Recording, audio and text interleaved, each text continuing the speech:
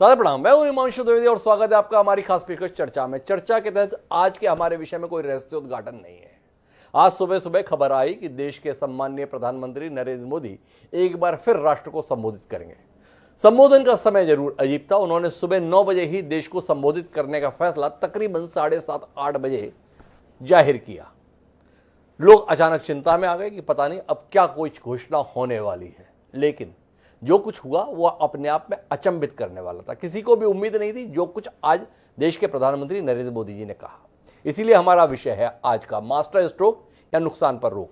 संदर्भ वो 3 कृषि कानून हैं जो पिछले 1 साल से इस देश की सरकार के लिए संसद में बने रहने का कारण बने हुए थे। प्रधानमंत्री नरेंद्र मोदी ने आज राष्ट्र को संबोधित करते हुए बहुत सधे हुए शब्दों में, बहुत ही भावुकपूर्ण लहजे में यह बताने की कोशिश की कि वह इस देश के किसानों के प्रति बेहद संवेदनशील है, उनकी बेहतरी के लिए बेहद समर्पित है। लगातार उनकी चिंताओं में किसान रहता है और उसी के तहत वह नीति और नियम बनाने की कोशिश करते हैं। इसी के तहत बहुत अच्छी भावना के तहत उनकी सरकार ने 1 साल पहले देश के किसानों की हालत सुधारने के लिए 3 कृषि कानूनों का निर्माण किया था। पूरे देश में इन कृषि कानूनों का स्वागत भी हुआ, लेकिन एक तबका ऐसा था जिसे समझा पाने में इन कृषि कानूनों की बेहतरी को वह सफल नहीं हो पाए। प्रधानमंत्री ने भावुकपूर्ण लहजे में कहा कि शायद उनकी तपस्या में कोई कमी रह गई जिसके चलते ऐसा हुआ, और इसकी परिणति के संदर्भ में उन्होंने ऐलान किया कि इस प्रकाश पर्व पर अर्थात गुरु नानक देव जी के प्राकट्य दिवस पर, देव दीपावली के पावन मौके पर वह यह ऐलान करते हैं कि उनकी सरकार इन 3 कृषि कानूनों को वापस लेने जा रही है और अगले हफ्ते जैसे ही संसद का सत्र शुरू होगा इसकी प्रक्रिया को अंजाम दे दिया जाएगा। इसी के साथ एक बहस शुरू हो गई। पहली बहस तो ये शुरू हुई कि आखिर प्रधानमंत्री नरेंद्र मोदी ने यह फैसला अचानक क्यों लिया।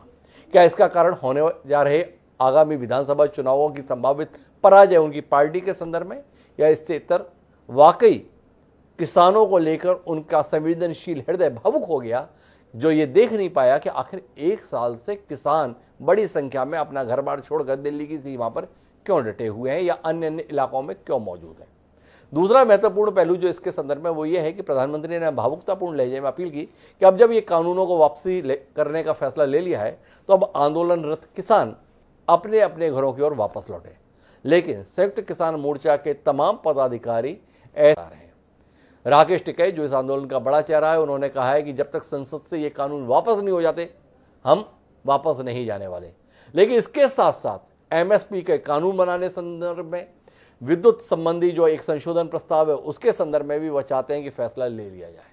तो आज हम इसी मसले पर बात करेंगे, समझने की कोशिश करेंगे कि प्रधानमंत्री ने अगर एक कदम आगे बढ़कर यह फैसला लिया है तो क्या आंदोलनरत किसानों से भी किसी सद्भाव की उम्मीद की जा सकती है। समझने की कोशिश ये भी करेंगे कि एक संवेदनशील सरकार का यह फैसला है या एक अहंकारी सरकार को आंदोलन के चलते घुटनों टेकने के लिए मजबूर कर दिया गया है। और तीसरी और आखिरी महत्वपूर्ण बात जो समझने की वो ये है कि सरकार के फैसले के साथ देश का विपक्ष जिस कदर बल्लियां उछल रहा है, क्या वाकई ये विपक्ष की उपलब्धि है या किसानों के बूते विपक्ष अपनी खोई हुई साख को वापस पाने की उम्मीद जगा बैठा है। इस चर्चा का हिस्सा बनने के लिए तमाम खास मेहमान हमारे साथ मौजूद हैं। उनसे आपका परिचय कराते हैं और इस अहम मसले पर कुछ सार्थक बातचीत करने की कोशिश करते हैं। लेकिन उससे पहले समय है आज के विचार सूत्र का। हमारा आज का विचार सूत्र ये कहता है कि न्यायेन युक्तम च कृतम च सर्वम, अर्थात उचित युक्ति से करने पर सब कुछ किया जा सकता है। अश्व घोष के द्वारा जो ये विचार सूत्र हमें दिया गया था, क्या आज के इस फैसले के द्वारा देश के प्रधानमंत्री नरेंद्र मोदी ने वही कोशिश की है? क्या उनके द्वारा ये ऐलान उस समस्या से निजात दिला देगा जो पिछले 1 साल से उनकी सरकार के इकबाल के संदर्भ में सवाल पैदा किया हुआ है? हमारे साथ इस गुत्थी को सुलझाने के लिए 5 खास मेहमान जुड़ रहे हैं। हमारे साथ कांग्रेस पार्टी का बड़ा चेहरा और अपनी बात स्पष्ट तरीके से कहने के लिए ख्यात लक्ष्मण सिंह जी खासतौर पर जुड़े हैं। हमारे साथ रामविलास शर्मा जी हैं, भारतीय जनता पार्टी का एक जाना पहचाना चेहरा है, कई बार के हरियाणा के प्रदेशाध्यक्ष हैं, मंत्री रहे हैं, वह भी हमारे साथ हैं। हमारे साथ बहुत खास मेहमान के तौर पर इस समय नरेश टिकैत जी हैं जो राष्ट्रीय अध्यक्ष हैं भारतीय किसान यूनियन के। महेंद्र सिंह टिकैत के बेटे हैं, राकेश टिकैत के बड़े भाई हैं। इस आंदोलन में अपनी संजीदगी के साथ अपने रुख को हमेशा हमारे बीच में रखते आए हैं। साथ ही शिव कुमार शर्मा कक्का जी किसी परिचय के मोहताज नहीं है, इस किसान आंदोलन का तो बड़ा चेहरा है ही। मध्य प्रदेश छत्तीसगढ़ के संदर्भ में भी किसानों के संदर्भ में उनके जुझारूपन के लोग कायल रहे। और आखिरी मेहमान के तौर पर जो हमारे साथ हैं वो श्रवण गर्ग जी हैं, हम सबके बेहद सम्मान के पात्र हैं, पत्रकारिता के क्षेत्र का बहुत बड़ा नाम है। वह हमेशा ऐसे नाजुक मसलों पर मार्गदर्शन देने के लिए हमारे साथ रहते हैं। श्रवण जी, आपका भी स्वागत है। और चर्चा की शुरुआत मैं नरेश टिकैत जी से करता हूं और नरेश टिकैत जी से जानना चाहता हूं कि प्रधानमंत्री की आज की इस घोषणा को किस रूप में आप देख पा रहे हैं नरेश जी, और आने वाले समय में देश आप लोगों से अब क्या उम्मीद रख सकता है?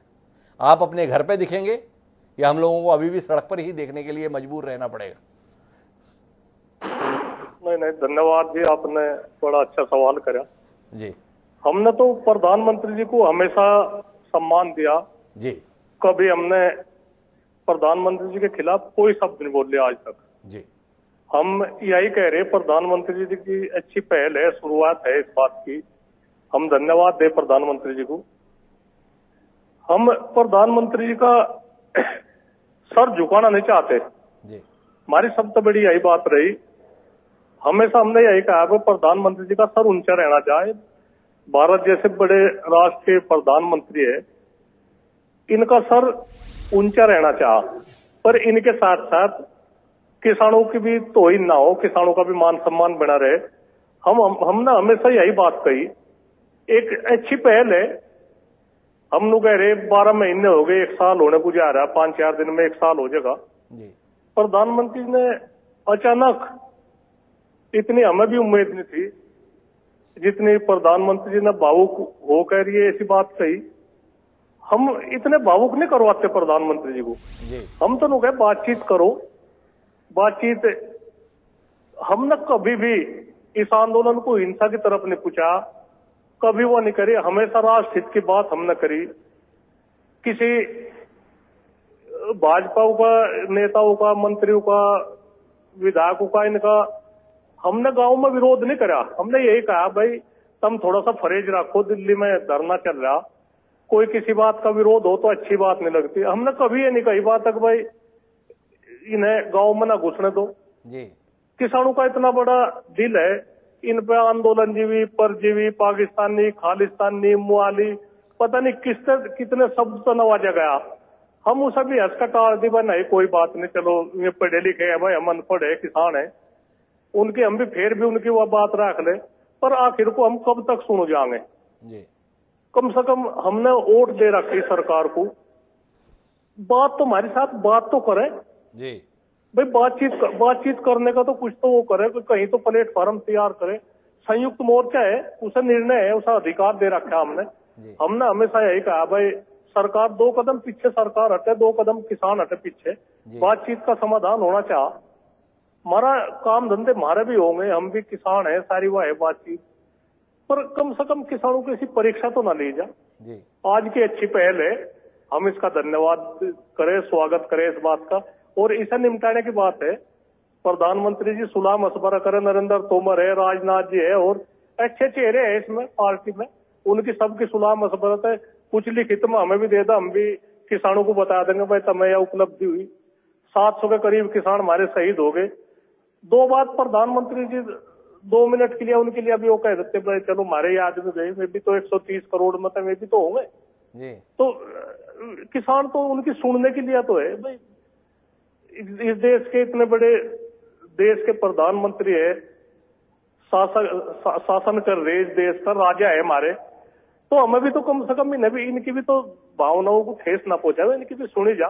हाँ, हम भी खुश हो, हमारी भी कोई सुन रहा, तो यही है जी बात। और तो हमें तो कोई ऐसी वानी की बात हम अपनी ऐसी जीत मानने इसमें भाई प्रधानमंत्री को जीत का हम क्या करेंगे। नरेश जी, आप सारी बात कह रहे हैं पर आगे के संदर्भ में कोई संकेत नहीं दे रहे हमें।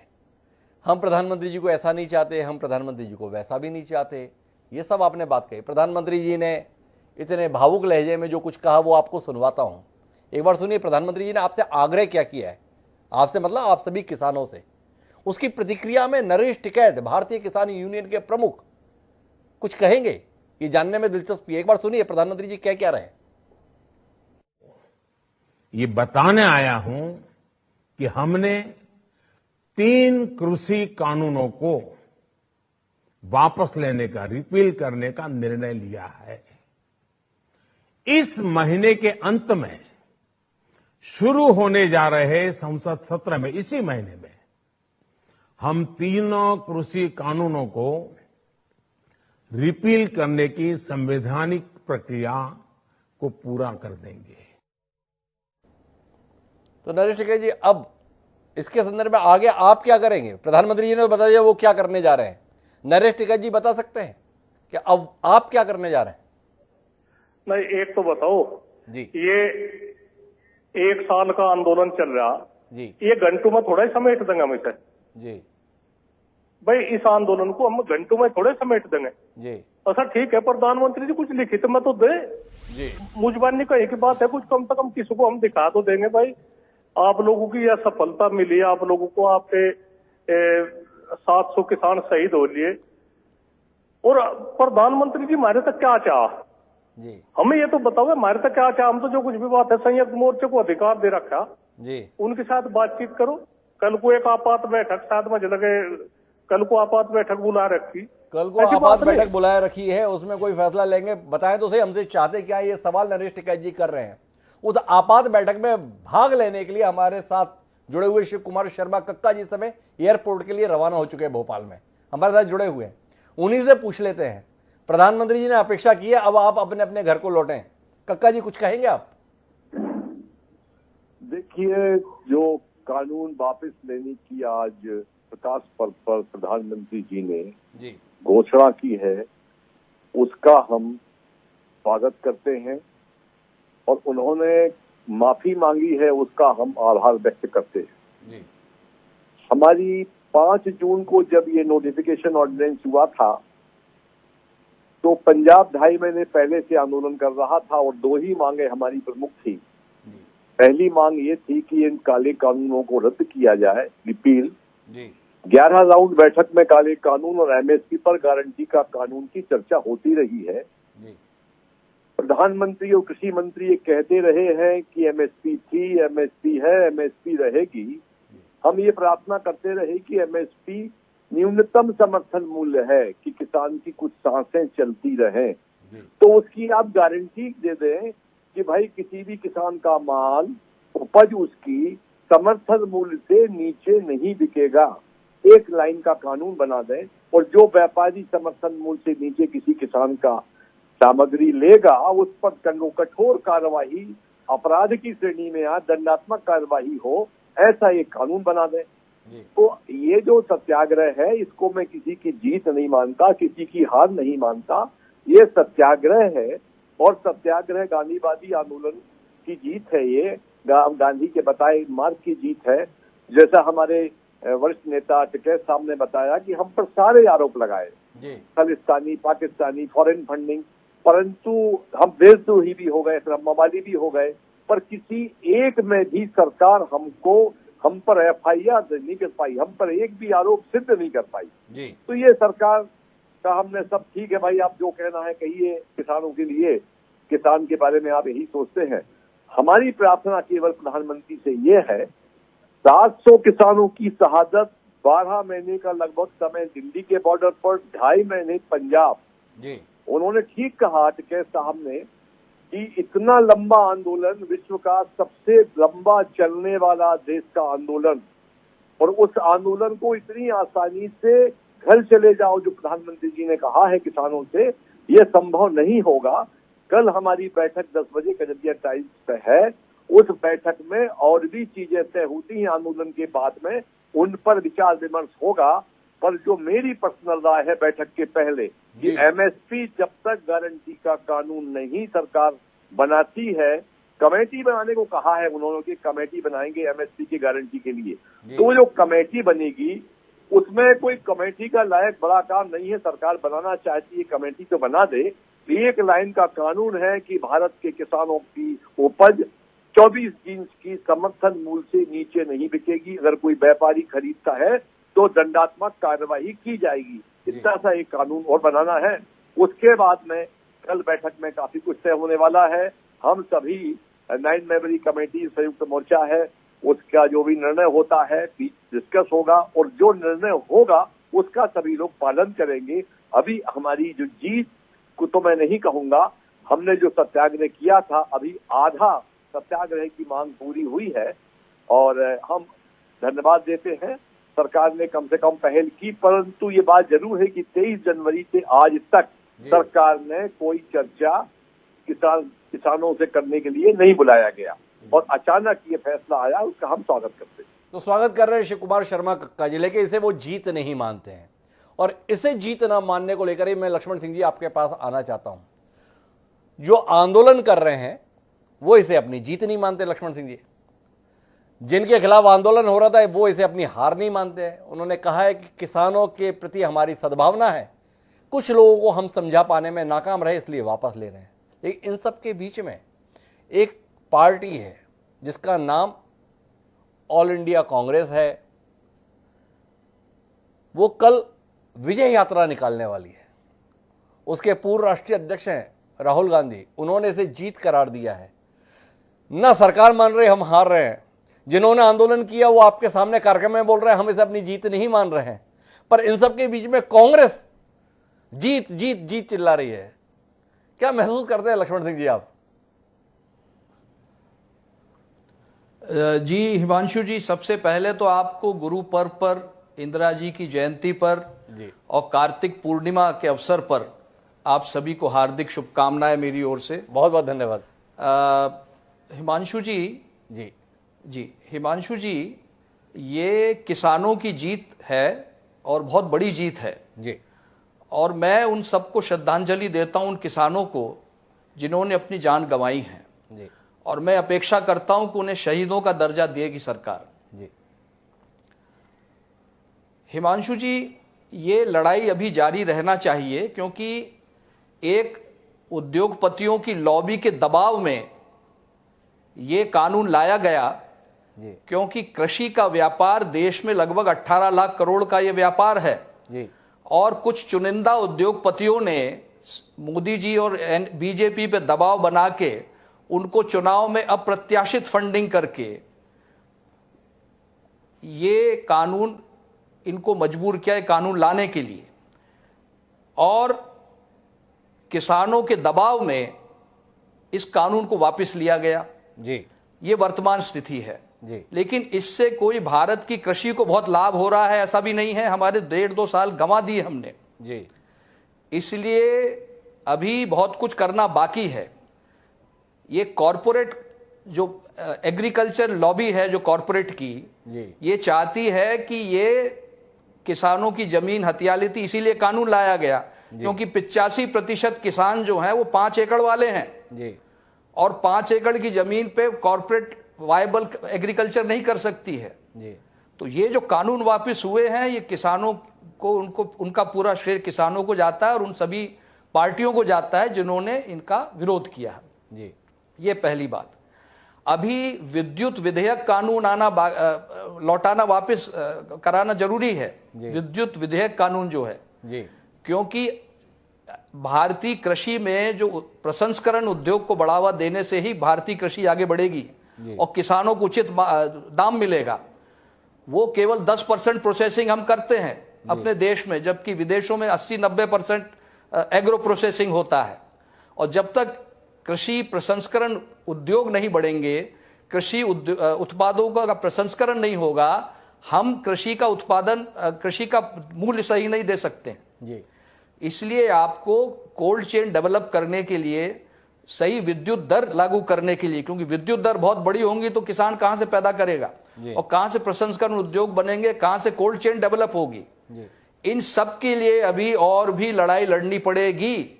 मोदी जी और बीजेपी चाह रही है कि माफी मांग के कैसे ही बहाना बना के तपस्या में कमी रह गई। अरे भाई, तपस्या आपकी क्या थी? वोट की तपस्या थी और कमी क्या, ये आप अभी बहुत कुछ आपको करना बाकी है और किसानों को गुमराह मत करिए।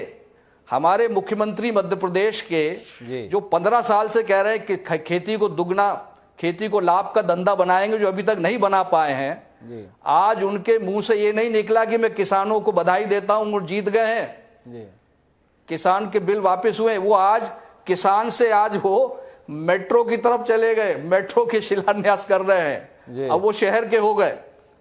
तो उनको भी किसानों को बधाई देना चाहिए। और मध्य प्रदेश में और हमारे पूरे देश में कृषि प्रसंस्करण उद्योगों को बढ़ाने के लिए आपके पास क्या नीति है? 10% प्रसंस्करण उद्योग हमारे 10% प्रसंस्करण करते, उनको आप 90-80% कैसे ले जाएंगे? बताइए। ये मेरा सवाल उनसे। पर लक्ष्मण जी, मेरा एक सवाल आपसे है। जो आंदोलनरत किसान हैं उनका कहना है कि 3 कृषि कानून वापस हो गए, ये अच्छी बात है, पर हमारी दूसरी महत्वपूर्ण मांग एमएसपी के संदर्भ में है। भारतीय जनता पार्टी की स्पष्ट बहुमत की सरकार कुल जमा 7 साल की है, पर 55 साल इस देश पर राज कांग्रेस पार्टी ने किया है, जिसके आप जिम्मेदार नेता हैं। आपका स्वयं का 3 दशक से ज्यादा का राजनीतिक अनुभव जनप्रतिनिधि के तौर पर है। क्या वाकई लक्ष्मण सिंह मानते हैं कि इस देश की स्थितियां हैं कि एमएसपी एक कानून का शक्ल ले सकती है और इस देश की अर्थव्यवस्था एमएसपी के आधार पर संचालित हो सकती है? अगर हां, तो फिर कांग्रेस ने यह काम क्यों नहीं किया और आज इन किसानों को इस बात के लिए क्यों कह रही है कि जब तक एमएसपी का कानून ना बन जाए तब तक हटना मत, जो हमने नहीं किया वो मोदी जी से जरूर करा देना? ये मेरा आपसे सवाल है लक्ष्मण जी। देखिए, नहीं, एमएसपी का कानून, इसमें स्वामीनाथन कमेटी रिपोर्ट आप देख लीजिए। स्वामीनाथन कमेटी किसने बनाई? इंदिरा जी ने बनाई। स्वामीनाथन कमेटी की रिपोर्ट में सब कुछ कहा गया है। ये जब से इनकी सरकार बनी है, बिजली के दर इतने ज्यादा बढ़ गए हैं कि प्रसंस्करण उद्योग नहीं चल पा रहे हैं। हमने तो कृषि के लिए बहुत कुछ किया है। आज भारत जो है देश में, दुनिया में दूध के उत्पादन में सबसे आगे है, सब्जी के उत्पादन में दूसरे नंबर पे है।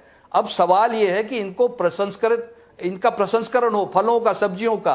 अभी किसान सड़क पे सब्जी फेंक रहे हैं, टमाटर फेंक रहे हैं, क्योंकि प्रसंस्करण नहीं हो रहा है। ये स्थिति तो अभी बनी है। पहले कहां टमाटर फिकता था और सब्जी फिकती थी सड़क पे? पहले कहां होता था? ऐसी स्थिति नहीं थी। क्या ऐसे बड़े बड़े आंदोलन हुए? मैं फिर निवेदन करना चाहता हूं आपसे, 24 जीन्स के संदर्भ में, जैसा शिव कुमार शर्मा कक्का जी या नरेश टिकैत जी अब हमारे साथ में बोल रहे हैं, इस पर हमें एमएसपी चाहिए, कोई व्यापारी एमएसपी से नीचे खरीदे तो उसके खिलाफ सख्त कार्रवाई हो। कांग्रेस इस मांग का समर्थन कर रही है इस समय। मैं केवल इतना समझना चाहता हूं और दर्शकों की समझ के लिए आपसे ज्ञानवर्धन की उम्मीद करता हूं कि कांग्रेस अपने शासनकाल में एमएसपी की गारंटी देने के लिए तैयार नहीं हुई। आज भाजपा की नरेंद्र मोदी के नेतृत्व में स्पष्ट बहुमत की सरकार से क्यों ये अपेक्षा रखती है कि जो हमने नहीं किया है वो इनसे जरूर आप लोगों को करा लेना चाहिए? ये आपके आंदोलनरत किसानों से कहना चाह रहे हैं, ये सवाल है। देखिए, एमएसपी कांग्रेस पार्टी की सरकार में बराबर मिलता था, इसीलिए आंदोलन इतने बड़े नहीं होते, पहली बात जी। और दूसरा जो है, आप प्रसंस्करण को बढ़ाएंगे तभी उचित मूल्य और तभी आप एमएसपी पे खरीद पाएंगे। प्रसंस्करण को आप बढ़ाएंगे तो व्यापारी को, उद्योगपति को लाभ होगा, तो वो ज्यादा दाम में खरीदेगा। तो लक्ष्मण सिंह जी का बार-बार जोर है फूड प्रोसेसिंग के संदर्भ में चीजों को ज्यादा बेहतर करने के लिए, लेकिन एक महत्वपूर्ण टिप्पणी उन्होंने की है कि कांग्रेस के समय पे एमएसपी पे खरीद हो जाती थी, इसलिए आंदोलन हुआ नहीं। बीजेपी की सरकार के आने के बाद एमएसपी पे खरीद ठीक तरीके से होती नहीं है, इसलिए सामने नतीजा है।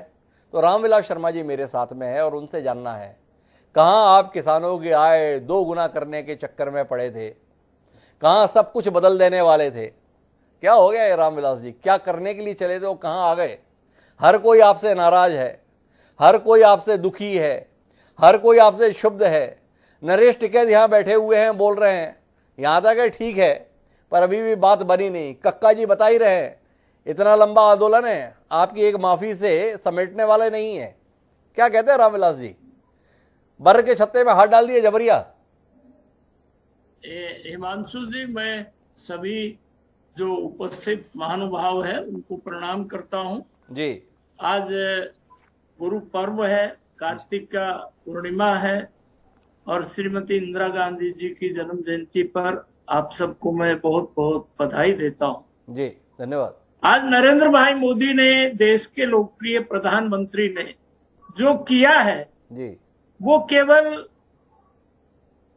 आज उन्होंने अपनी जो भावुकता है उसके अंदर, और इतने लंबे समय से किसान आंदोलन चल रहा था, नरेश टिकैत जी ने बहुत सही बात कही कि हम प्रधानमंत्री का आभार प्रकट करते हैं, उनका अभिनंदन करते हैं। इस 12 महीने में हिमांशु जी, आपके टेलीविजन चैनल ने और 135 करोड़ के हिंदुस्तान ने कई अप्रिय घटनाएं भी देखी जी। और हिमांशु जी, आपके चैनल ने, आपका बड़ा श्रेष्ठ चैनल है, बड़े खोजी पत्रकार आप हैं, पूरी दुनिया का हिसाब किताब आप रखते हैं। बंगाल के चुनाव में राजनीतिक दल श्रीमान लक्ष्मण सिंह जी, कांग्रेस के बहुत वरिष्ठ नेता हैं, कम्युनिस्ट पार्टी और कांग्रेस की रुचि इस आंदोलन आपने और देश ने देखा है जी। 26 जनवरी को लाल किले पर तिरंगे के साथ, भारत के सम्मान के साथ जो कुछ हुआ, उस अप्रिय घटना का मैं आज उल्लेख नहीं करना चाहता जी। परंतु ऐसा नहीं है कि भाई ये सारी घटनाओं को हिंदुस्तान का गरीब आदमी नहीं देख रहा था। और मैं आज नरेंद्र भाई मोदी ने खुद चला करके देश को संबोधित करते हुए, और जो संयुक्त किसान मोर्चा की मांग थी जी, 11 दौर, हिमांशु जी, 11 दौर कृषि मंत्री नरेंद्र सिंह तोमर, पीयूष गोयल, 3 कैबिनेट मिनिस्टर्स के साथ विज्ञान भवन में 2.5 घंटे, 3 घंटे की वार्ता, जिसमें राकेश टिकैत साहब रहे, चढ़ूनी साहब रहे, सारे किसान संगठन, 40 किसान संगठन, कम्युनिस्ट पार्टी के मुल्ला साहब रहे, और ये सब रहे। ऐसा नहीं है कि इसमें दौर नहीं हुआ। प्रधानमंत्री ने कितनी बार पार्लियामेंट में कहा कि हम बातचीत के लिए तैयार हैं, परंतु आज गुरु पर्व के ऊपर नरेंद्र भाई मोदी ने तीनों कृषि कानूनों को वापस लेने की जो घोषणा की है, उसका आज पूरा हिंदुस्तान स्वागत करता है, हम उनका अभिनंदन करते हैं। तो रामविलास जी, मेरा आपसे सीधा सीधा सवाल है, थोड़ा गोल गोल नहीं घूमते हैं, स्पष्ट बात करते हैं, फिर श्रवण जी के पास चलेंगे। आप स्वयं बोल रहे हैं उन्होंने कानून वापस लिए, हम इसका स्वागत करते हैं, पूरा देश स्वागत कर रहा है। मान लिया आपने ये कृषि कानून वाकई किसान विरोधी थे, देश विरोधी थे, इसलिए आप इसका स्वागत कर रहे हैं कि ऐसे देश विरोधी, किसान विरोधी, कृषि विरोधी कानून आप लेकर आए थे, उसकी वापसी हो गई, इसलिए अभिनंदन। पहला सवाल आपसे। दूसरा सवाल, मेरी बात अभी खत्म नहीं हुई रामविलास जी। 11 दौर 12 दौर की बातचीत मंत्रियों के साथ, 40 किसान संगठनों के प्रतिनिधियों के साथ होने के बाद समाधान नहीं निकला। आपसे जानने में दिलचस्पी है, अचानक ऐसा क्या हो गया? 23 जनवरी के बाद से कोई बातचीत आपने आंदोलनरत किसानों के साथ की नहीं, और अचानक क्या हो गया कि बिना बात किए ही आपने आज ये कृषि कानून वापस लेने का फैसला कर लिया? क्या उन मंत्रियों की, क्या उन कृषि संगठनों के प्रतिनिधियों की कोई हैसियत नहीं थी जिनसे बातचीत के आधार पर कोई सुलह निकलती? आज अचानक फैसला ले लिया गया। जानने में दिलचस्पी है, आने वाले 5 विधानसभा चुनाव की संभावित पराजय ने भारतीय जनता पार्टी को यह फैसला लेने के लिए मजबूर कर दिया, या इसके इतर कोई और कारण है जिसके तहत यह फैसला लिया गया? 2 सवाल हैं आपसे रामविलास जी, सीधे शब्दों में बात चाहिए। कृषि कानून किसान विरोधी, कृषि विरोधी, देश विरोधी थे, इसलिए आप स्वागत कर रहे हैं, अन्यथा देश हित के कानून, किसानों के हित के कानून, कृषि के क्षेत्र में क्रांतिकारी परिवर्तन लाने वाले कानून वापस लेने पड़े हैं सरकार को, इसकी आप सराहना कर रहे हैं, इसका आप अभिनंदन कर रहे हैं, या इस बात का अफसोस जताते कि परिस्थितियां ऐसी बनी हैं इसलिए कानून वापस हो गए? देश के साथ ठीक नहीं हुआ, कृषि के साथ ठीक नहीं हुआ, किसानी के साथ ठीक नहीं हुआ, थोड़ा समझाइए तो सही ना। देखिए, जब हिमांशु जी, महात्मा गांधी जी हमारे बहुत बड़े नेता जी, बारदोली का जो आंदोलन था जी, सरदार वल्लभ भाई पटेल, कई बार नरेंद्र भाई ने अपने संबोधन में इस बात को स्पष्ट किया जी, कि हमारी तपस्या में कोई कमी रही जी, हम संगठनों को ये बात समझा नहीं पाए जी, 11 दौर की वार्ता में सारे 250 किसान संगठन, किसान नेता, 3-3 घंटा 3-3 कैबिनेट मिनिस्टर को इस काले कानून में काला क्या है वो इस शब्द का, इस बात का जवाब नहीं दे सके। परंतु देश के प्रधानमंत्री की महानता देखिए, उनकी उदारता देखिए कि उन्होंने, किसान संगठन इस बात पर अड़े हुए थे कि कोई भी इसमें परिवर्तन नहीं करेंगे, इसमें सुझाव नहीं देंगे, इन तीनों कानून को वापस लेने का नरेंद्र भाई मोदी ने उनकी बात को देखते हुए और वापस लेने की आज घोषणा कर दी। आज पूरा देश इसकी स्वागत कर रहा है। रामविलास जी कुछ कह नहीं पाए हमारे पास में स्पष्ट तौर पर। मैं श्रवण जी के पास चलता हूं और श्रवण जी आपसे समझना चाहता हूं, आज के इस फैसले ने आपको कितना अचंभित किया?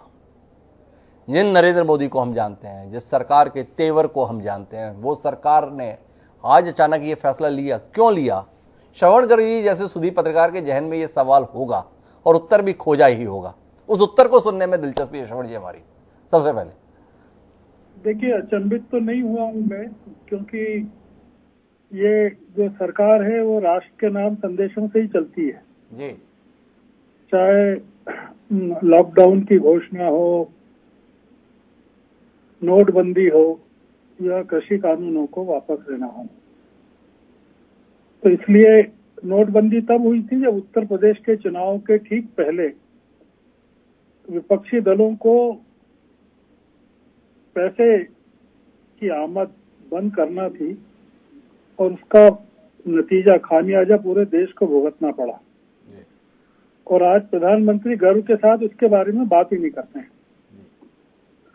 तो मुझे अचंभा नहीं हुआ और इस सरकार के बारे में अचंभा कुछ भी नहीं रहा, क्योंकि इसके सारे फैसले केवल प्रधानमंत्री करते हैं, उसकी घोषणाएं भी वो करते हैं, संसद में नहीं होती है। संसद में केवल प्रस्ताव पारित होता है और जो खारिज होता है, वापस लिया जाता है, वो घोषणा से लिया जाता है। चाहे सुप्रीम कोर्ट में स्टे हो, उस मामले पर सुप्रीम कोर्ट ने कमेटी बना रखी हो।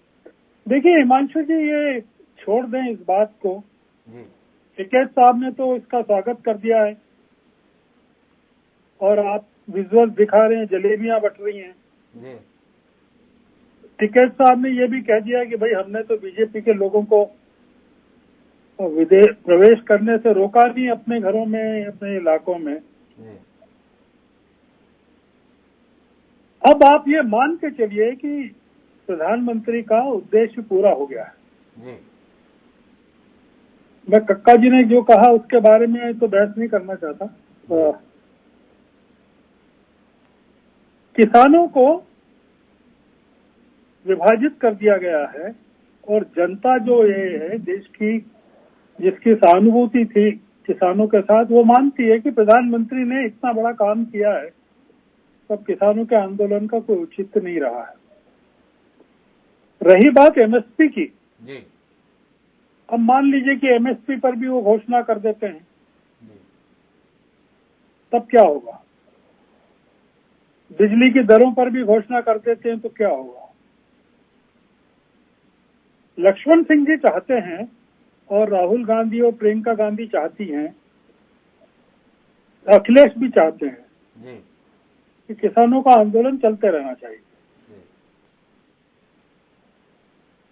वो इसलिए चलते रहना चाहिए कि विपक्ष के पास तो मुद्दा ही नहीं था कोई, पहले भी और अभी भी। प्रधानमंत्री ने एक झटके से विपक्ष के हाथ से मुद्दा छीन लिया है और ये जो वापस लेने का साहस दिखाया है, ये कोई प्रधानमंत्री का लोकतंत्र में विश्वास नहीं है, ये टैक्टिकल रिट्रीट है। उत्तर प्रदेश के चुनाव की पूर्व संध्या पर जब ये लगभग निश्चित हो गया कि हिंदुत्व का कार्ड नहीं चल रहा है, योगी के भरोसे उत्तर प्रदेश नहीं जीता जा सकता, खुफिया रिपोर्ट्स बता रही हैं कि विधानसभा के चुनाव परिणाम भारतीय जनता पार्टी के पक्ष में नहीं आएंगे। उपचुनावों के जो नतीजे हैं 14 राज्यों की 29 विधानसभा सीटों के और 3 लोकसभा की सीटों के, खासकर हिमाचल के और राजस्थान के जिस तरह से गए हैं भारतीय जनता पार्टी के खिलाफ, और जो बाकी 11 राज्यों में चुनाव होने वाले हैं, ये जो 5 राज्यों के चुनाव के बाद लोकसभा के चुनाव के पहले, तो इन कानूनों को वापस लेना बहुत जरूरी हो गया था। अब प्रधानमंत्री की लोकतंत्र में कितनी आस्था है और किसानों के हितों के प्रति कितना सम्मान है, वो लोकसभा के विधानसभा के चुनाव परिणामों के बाद पता चलेगा।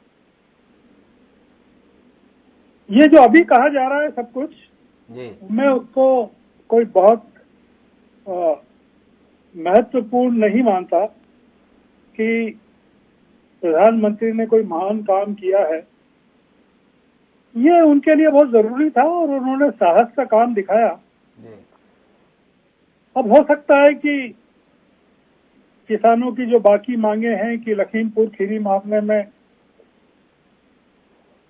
एक मंत्री को मंत्रिमंडल से निकालने की बात पर कुछ बहस हो जाए और ब्राह्मण मतों को नाराज करने की कुछ बात स्वीकार कर लें, एमएसपी पर भी कुछ बात स्वीकार कर लें, क्योंकि ये जो नतीजे आने वाले थे उत्तर प्रदेश के चुनाव के, वो पंजाब को भी बहुत प्रभावित करने वाले थे, उत्तराखंड को भी और उत्तर प्रदेश को भी बुरी तरह प्रभावित करने वाले थे। तो ये चुनावी हथियार है हिमांशु जी, और ये तो पिछले गुरु पर्व पर भी लिया जा सकता था। उस गुरु पर्व पर प्रधानमंत्री के साथ अकाली दल भी था और प्रधानमंत्री हरसिमरत कौर के घर पर करतारपुर में जो कॉरिडोर बना है उसको खोलने को लेकर बात कर रहे थे और कह रहे थे कि भारत और पाकिस्तान के बीच दीवार भी गिरनी चाहिए जैसी बर्लिन की दीवार गिरी थी। तो इस पिछले 1 साल में तो दीवार काफी ऊंची हुई है, गिरने का तो कोई नाम लिया नहीं है। तो ये आंदोलन अब क्या शक्ल लेता है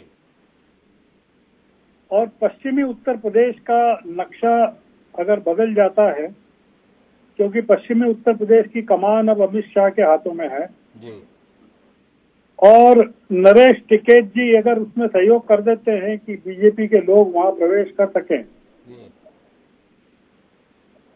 तो भारतीय जनता पार्टी का सारा काम ही आसान हो जाएगा। श्रवण जी, मैं एक बात आपसे और समझना चाहता हूं उससे पहले, लेकिन नरेंद्र मोदी जी का एक बयान का हिस्सा आपसे साझा करना चाहता हूं इस कार्यक्रम के माध्यम से। फिर एक सवाल है, फिर नरेश टिकैत जी के पास वापस चलूंगा। एक बार सुनिए कि आखिर नरेंद्र मोदी जी अपने उद्बोधन में ये मार्मिक अपील कर क्यों रहे हैं।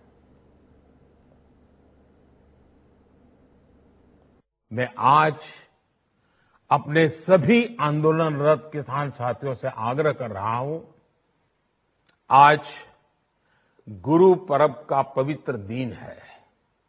अब आप अपने अपने घर लौटे, अपने खेत में लौटे, अपने परिवार के बीच लौटे।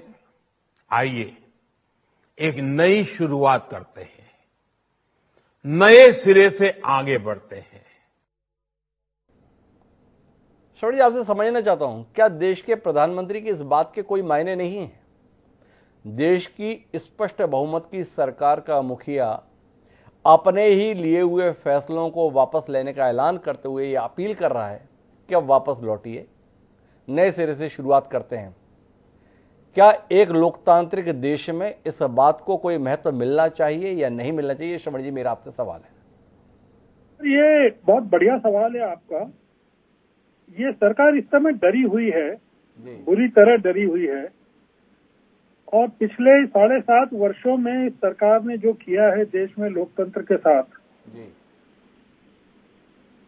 लोकतांत्रिक संस्थाओं के साथ, विपक्ष के साथ, किसानों के मार्ग में जिस तरह की कीलें वहां बिछाई गई सिंघू बॉर्डर पे और टिकरी बॉर्डर पे, जिस तरह की लाठियां चलाई गई, अगर टिकैत साहब भूल गए हैं कि 600-700 किसान मारे गए हैं वहां, उनकी आत्महत्याएं हुई हैं, और प्रधानमंत्री एक नई शुरुआत करना चाहते हैं, तो देश को देखना चाहिए, प्रतीक्षा करना चाहिए कि वो नई शुरुआत क्या होने वाली है। वो नई शुरुआत किसके लिए करना चाहते हैं? देश के लिए करना चाहते हैं, किसानों के लिए करना चाहते हैं, विपक्ष के लिए करना चाहते हैं, लोकतंत्र के लिए करना चाहते हैं? हमको तो मतलब अब प्रतीक्षा ही कर सकते हैं, क्योंकि प्रतीक्षा ही कर सकते हैं, ये श्रवण जी का कहना है। लेकिन इस प्रतीक्षा का उत्तर लेने के लिए नरेश टिकैत के पास तो हम अभी चल सकते हैं। नरेश जी, आपके पास आना चाहता हूं, लेकिन प्रधानमंत्री के बयान का एक और हिस्सा भी साझा करना चाहता हूं। उन्होंने कुछ भावनात्मक बातें भी कही, क्षमा भी मांगी, उसे सुन लेते हैं। मैं आज देशवासियों से क्षमा मांगते हुए सच्चे मन से और पवित्र हृदय से कहना चाहता हूं कि शायद हमारी तपस्या में ही कोई कमी रही होगी, जिसके कारण दिए के प्रकाश जैसा सत्य कुछ किसान भाइयों को हम समझा नहीं पाए। तो नरेश टिकैत जी, आपसे जानने में मेरी दिलचस्पी है, इतने पवित्र मन से देश के सबसे बड़े नेता के द्वारा कहा गया ये वक्तव्य कि शायद उनकी तपस्या में ही कहीं कोई कमी रह गई, कि दिए का प्रकाश जैसा साफ सुथरा सत्य वो समझा नहीं पाए। तो टिकैत जी, अब आप समझ पाए कि नहीं समझ पाए? अजी एक तो बताओ, प्रधानमंत्री जी माफी क्यों मांग रहे? हम तो नहीं उन पर माफी मंगवाते, हम इतने बड़े नहीं बनते जी। हम, एक कहावत है, ना तुम जीते ना हम हारे जी। कहावत है, ना तुम जीते ना हम हारे जी। बातचीत करो अपने पद की गरिमा रखते हुए और किसानों का भी ख्याल रखो जी। हम नहीं कुछ ऐसी बात कर रहे भाई, बातचीत करने के लिए संयुक्त मोर्चा है। इन्हें क्या एकदम क्या ऐसी बात होगी, सुबह ही सुबह 7-8 बजे इन्होंने देश को संबोधित कर दिया, राष्ट्र को संबोधित कर दिया, भाई इस तरह की बात है। तो बातचीत के जरिए तो ये अकेले निर्णय ले ले जी। प्रधानमंत्री जी, अकेले निर्णय ले ले। ये पाकिस्तान में चले गए अकेले, किसी की सुलह मशवरा करी, क्या कुछ बात हो जाए, कुछ वहां होगी, उसकी बातचीत क्या होता? नोटबंदी की बात है, वह इन्होंने अकेले निर्णय ले ली। ये इसमें अगर ये अच्छा काम कर रहे, ठीक काम कर रहे, तो सबका साझा कर लो जी। भाई। इनके उसमें तो मंत्रिमंडल में अच्छे ज्ञाता है, बड़े विद्वान है, उनकी सुलह मशवरा ले ले। क्या मजबूरी होगी? कितना इतने कहने की तो जरूरत नहीं जी। हम नहीं इतने बड़े बनते जी। हम इतने बड़े नहीं बनते। प्रधानमंत्री जी हमारे से माफी मांगे, किसानों से माफी मांगे नहीं। प्रधानमंत्री जी, किसानों का सम्मान कर लो। इनकी बात, इनकी वाकई दिक्कत है, इनकी दिक्कत का वो कर लो भाई। दिक्कत है किसानों को, वे भी 130-135 करोड़ के उसमें ये भी किसान है जो बैठे। क्या एक साल हो गया, क्या ये घंटों में ही निपट जाएगा काम? घंटों में निपट जाएगा? नरेश टिकैत जी, आप फिर से ये बात पूछ रहे हैं, लेकिन श्रवण गर्ग जी ने आपसे कुछ और भी जानना चाहा, वो आपसे दोहराता हूं कि क्या आज के फैसले के बाद भारतीय जनता पार्टी के नेता और कार्यकर्ता अब आपके इलाकों में आराम से आ जा सकेंगे? इतनी राहत आज के बाद उन्हें उपलब्ध हो जाएगी, ये जानने में सबकी दिलचस्पी है। श्रवण जी ने भी कहा, टिकैत जी से जानना है, जा सकेंगे अब? तो नहीं, हमने तो पहले भी नहीं हुए रोके। हमने तो वही तो कहा भाई, इनका विरोध हो तब ज्यादा थारा विरोध होगा, अच्छी नहीं बात है जी। हमने ये नहीं कहा कि भाई हम इन्हें, कभी भी हमने ये नहीं कहा कि भाई हमें इन्हें भाजपा भारतीय जनता पार्टी वालों को हम गांव में घुसने नहीं देंगे, हमने तो कभी नहीं कहा जी। हमने तो कहा भाई इनका विरोध हो तब अच्छी नहीं बात है। जब इतना फैसला हो जाएगा फिर अपना आना जाना भी होगा जी। अपना ब्याह शादी है, दुख दर्द है, उसमें भी हम नहीं कोई भी, हमने आज तक कोई गलती नहीं करी जी। हम नहीं गलती करते जी। हम कितनी सहन बात कर ले, कितनी हमारे पर कितने आरोप लग रहे, कितनी वह हो रही बातचीत, हम फिर भी ऐसी बात नहीं सर। यही थोड़ा हम यही सुनने के लिए हमने सरकार बनवाई थी जी। भाई, ये तो बताओ, हमने यही सुनने के लिए सरकार बनाई थी, तो इतने उसमें तो आदमी आत्महत्या कर ले, जितनी किसानों की कितनी तोहिन होगी। कोई उठे जो कोई भी पता नहीं किस तरह के बात, किसी को जानते नहीं पहचानते नहीं, और इसी तरह के बात किसानों को कुछ भी कह दे, तो किसानों के साथ में सभ्यता तो पेश आवे, सारी बात है। आखिर को हमने इस देश में क्या कमी छोड़ दी? आज खाद्यान्न पे हमारे भंडार भर रहे, किसानों के खून पसीने तक कुमाई था, आज अनाज के भंडार भर रहे, सब उसमें आत्मनिर्भर हो रहा देश। ये कटोरा न हो फिर थे विदेश में भाई वंता अनाज लिया दो, वंता कुछ लिया दो। हमने आज वैज्ञानिकों ने, कृषि वैज्ञानिकों ने, किसानों ने मेहनत करी, आज देश आत्मनिर्भर हो रहा। हमें ये तो बताओ, भाई किसानों को ये काम करना या फसल बो, अगर किसी चीज की कुछ कमी है ये बताओ। तो आपसे बोल तो दिया प्रधानमंत्री जी ने, आपको अब एक ही काम करना है, अपने अपने धरना स्थल से उठना है, अपने अपने घर और अपने अपने खेत वापस लौटना है। सीधे तो बताया है। अब उसके विषय में जानना है टिकैत साहब, आपने कहा घंटों में तो नहीं समेट सकते, दिन, सप्ताह, महीने, कोई उम्मीद जागेगी? भाई एक तो बताओ, संयुक्त मोर्चा है, उसके लिए हमने छोड़ तो रखे, उन्हें राइट है पूरा। वे कल को उठा दो धरने को, हम क्या उन्होंने कह रहे भाई हम कोई हम वो नहीं करने की, कोई ऑब्जेक्शन नहीं करे। पर एक तो बताओ, पर ये जो देश के तमाम विपक्षी दल हैं, लक्ष्मण सिंह जी भी अभी आपके सामने बोल रहे थे, कांग्रेस के और तमाम नेता हैं, अखिलेश यादव हैं, हमारे छत्तीसगढ़ के मुख्यमंत्री भूपेश बघेल हैं, सबका आग्रह है अभी टिके रहो, अभी डटे रहो, अभी जमे रहो। प्रधानमंत्री जी की बात के संदर्भ में आप फैसला नहीं ले पा रहे, विपक्ष की आवाज सुन पा रहे हैं? अजी उनकी बात अलग है, हम तो ये राजनीतिक है, हमें क्या पता जी। हम किसी की चुनावी घोषणा कर रहे हैं, चुनाव किसी का प्रचार कर रहे हैं किसी पार्टी का, उनमें वे जाने जो जिन्हें ये पार्टी चलानी हुए है, वे अपना वे धरना दे के हमें बैठ जाओ लगता है। वैसे इन पर क्यों थोप है किसानों पे? किसानों पे क्यों थोप रहे हैं लक्ष्मण सिंह जी? सीधा सवाल है नरेश टिकैत जी का आपसे, अगर आप इस देश के किसानों के लिए इतने चिंतित हैं, इतने परेशान हैं, इतना बदलाव लाना चाहते हैं, तो खुद भी तो कुछ कीजिए। किसानों को ही क्यों बार बार उछाल रहे हैं? साल भर से अपना घर बार छोड़कर दिल्ली की सीमा पर और तमाम टोल नाकों पर बैठे हुए हैं। कहीं कोई संवेदना नहीं है लक्ष्मण सिंह जी आपकी और आपकी पार्टी के नेताओं की? भाई अब इतनी जीत हो गई, अब तो कम से कम अपने अपने घर लौटिए, परिवार है, बच्चे हैं, गांव है, खेत है, खलियान है, उसकी चिंता कीजिए। ऐसा कुछ आपका कहना नहीं लक्ष्मण सिंह जी? देखिए, मैं तो शुरू से यही कह रहा हूं, हम तो किसानों का सम्मान करते हैं, किसानों के वोट से ही पार्टियां चलती हैं, किसानों के वोट से देश चलता है जी, देश की सरकार बनती है।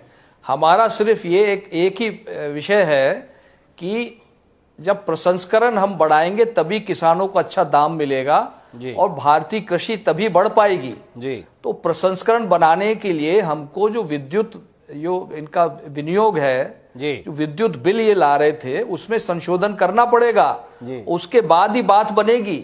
इतनी सी हमारी बात है। हमारा ये कहना है कि अभी लड़ाई पूरी समाप्त नहीं हुई है जी, और किसानों के साथ बैठने को हम भी तैयार हैं और बैठे भी हैं, और पार्टियां भी निरंतर आंदोलन कर रही हैं। कांग्रेस पार्टी निरंतर आंदोलन कर रही है।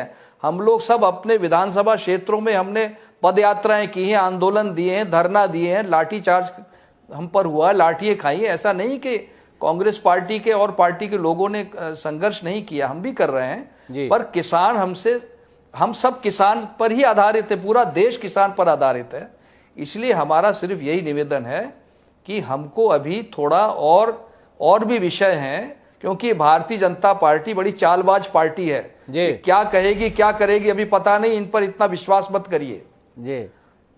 और फिर ये जो एक लाइन में मैं अपने समाप्त करता हूं बात जी, कि ये जो मास्टर स्ट्रोक की बात हो रही है हिमांशु जी, ये तो कोई स्ट्रोक ही नहीं है। मास्टर स्ट्रोक तो छोड़िए जी, ये कोई स्ट्रोक ही नहीं है। बॉल निकल गई, बल्ले से टच ही नहीं हुई है जी।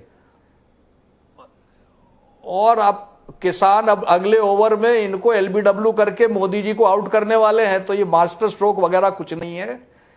ये कितने ही भावुक हो जाएं, कितने ही कुछ भी कर लें, दाव पेच कर लें, सच्चाई ये है कि अभी इनको बहुत कुछ करना है भारतीय कृषि के क्षेत्र में और किसानों के लिए, और ये अपनी जवाबदारी से नहीं मुकर सकते और नहीं मुकर सकते। लक्ष्मण जी, मैं थोड़ा इस बात को और विस्तार देना चाहता हूं आपके राजनीतिक तजुर्बे को देते हुए। क्या आपको नहीं लगता है कि इतनी बड़ी घोषणा के संदर्भ में एक जो माहौल बनना चाहिए था उसे बनाने में कहीं सरकार चूक गई? ये एक बड़ा फैसला था, पर 23 जनवरी से कोई बातचीत आंदोलनरत किसानों के साथ नहीं हुई। क्या बेहतर नहीं होता इन किसानों को बातचीत के लिए बुलाया जाता, उसमें एक सहमति का वातावरण बनाया जाता और उसके तहत ये फैसला सार्वजनिक किया जाता, तो शायद ये आंदोलन आज समाप्त हो पाता।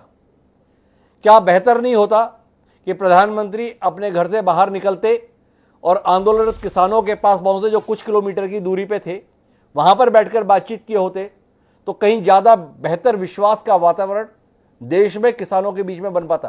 क्या आपको नहीं लगता है कि रणनीतिक रूप से इस बार कहीं ना कहीं चूक हो गई? जी, आपने सही कहा, ये अहंकार में डूबे हुए हैं जी। और ये ठीक उसी तरह जिस तरह भोले बाबा ने भस्मासुर को आशीर्वाद दे दिया था और भस्मासुर फिर भोले बाबा के पीछे ही पड़ गया था और फिर दुर्गा देवी ने भस्मासुर का संहार किया, तो ये इसी तरह भोली भाली जनता ने इनको दे दिया आशीर्वाद, ये बन गए भस्मासुर और अब जनता के पीछे ही पड़े हैं। जनता के बेरोजगारी इतनी बढ़ा दी, महंगाई बढ़ा दी, किसानों के साथ जो किया हमने देखा है। और अब देश की जनता और देश की नारी शक्ति, क्योंकि महंगाई इन्होंने इतनी बढ़ाई है, ये इस भारतीय जनता पार्टी को गद्दी से उतार कर ही दम लेगी। आप देखना आने वाले समय। लक्ष्मण सिंह जी का मानना है कि इन सब से कुछ होने वाला नहीं है, भाजपा की साख और जनता के बीच प्रभाव दोनों ही अब खत्म हो रहा है। मैं रामविलास शर्मा जी आपके पास रुक करता हूं और आपसे समझना चाहता हूं, आपके पास तो तमाम दिग्गज कृषि नेता थे। इस देश के इतिहास में पहले भी 3 बार ऐसे मौके आए हैं जब किसानों ने देश की हुकूमत को झुकने के लिए मजबूर किया। चाहे वो अंग्रेजों का दौर था 1907 में, भगत सिंह के चाचा अजीत सिंह के नेतृत्व में जो जट्टा लहर चली, तो कृषि कानून 3 उस समय अंग्रेज सरकार भी लेकर आए थे। झुकना पड़ा, अंग्रेजों को बदलना पड़ा।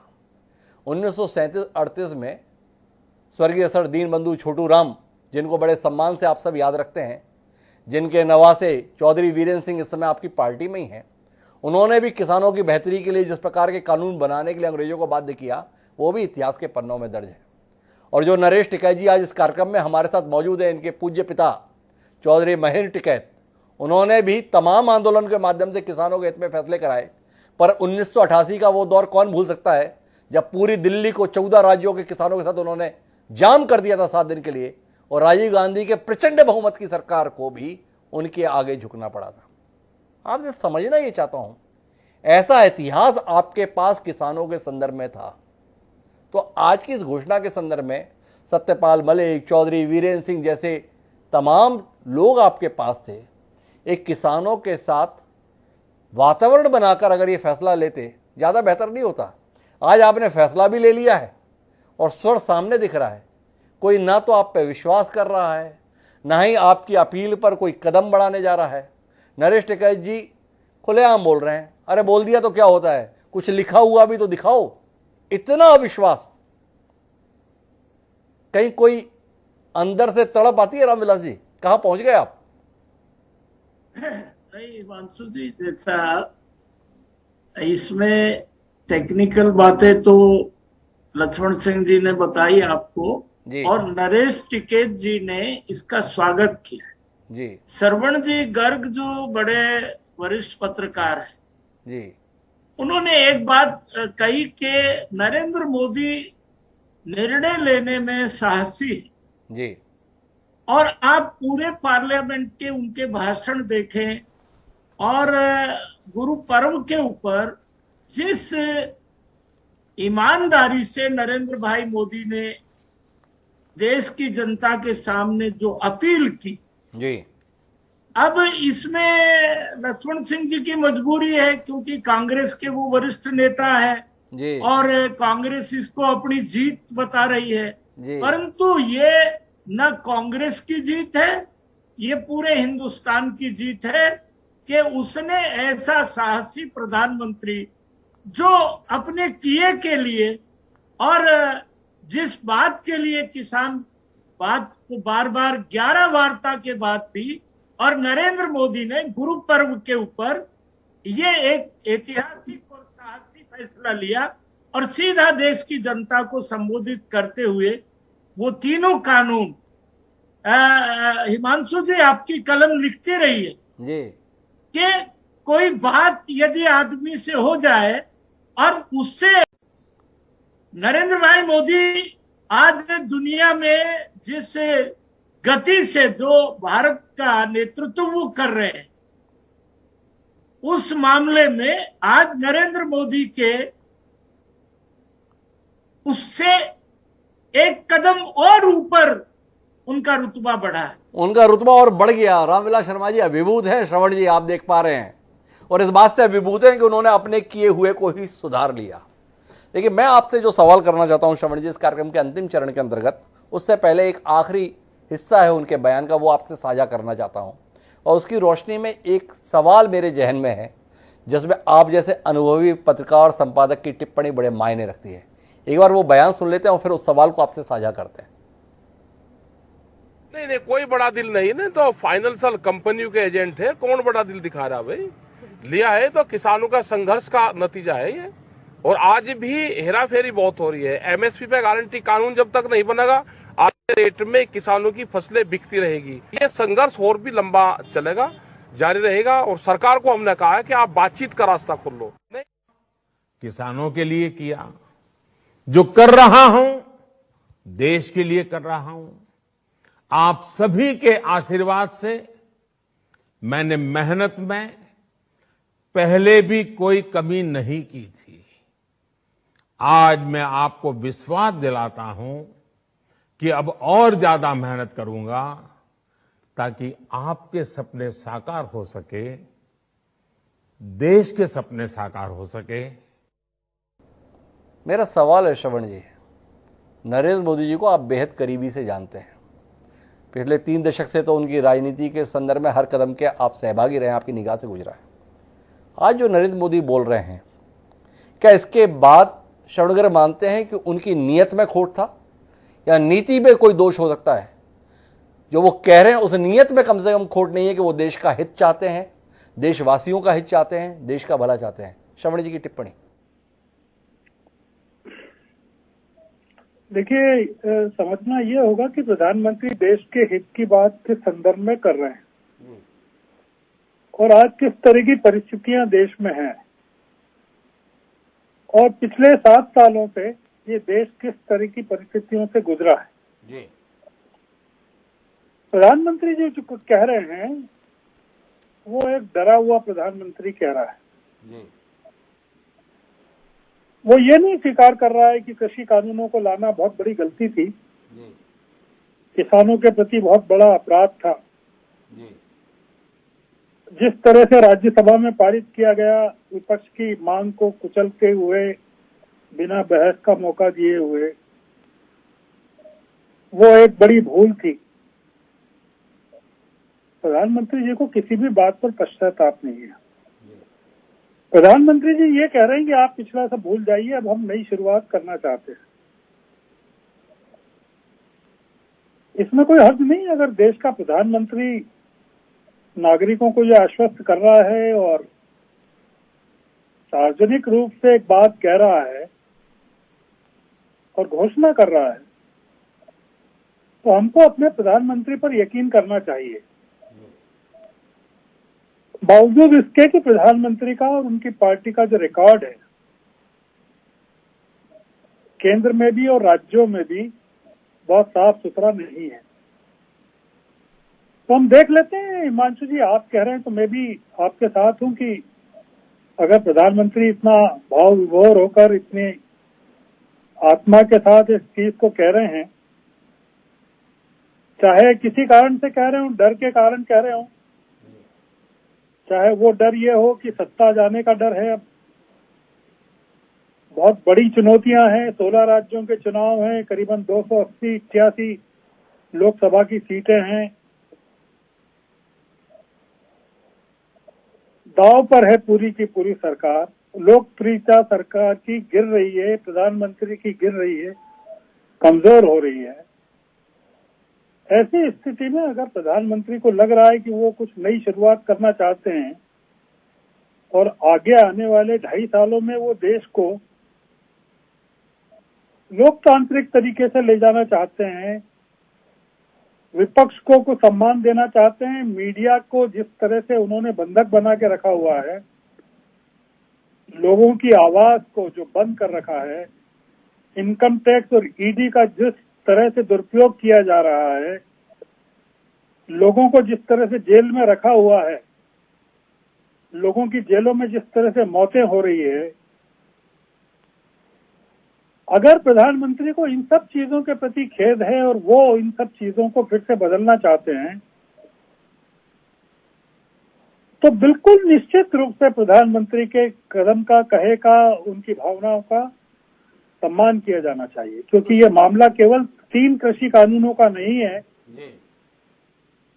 उन कानूनों के दुरुपयोग का भी है जिनके चलते उत्तर प्रदेश सहित भारतीय जनता पार्टी के कई राज्यों में लोगों को, निरपराध लोगों को जेलों में बंद किया गया है। स्टेन स्वामी की मौत हुई है, कई चीजें हुई है, और अभी भी सुधा भारद्वाज और वरवरा राव आदि लोग जेलों में बंद हैं।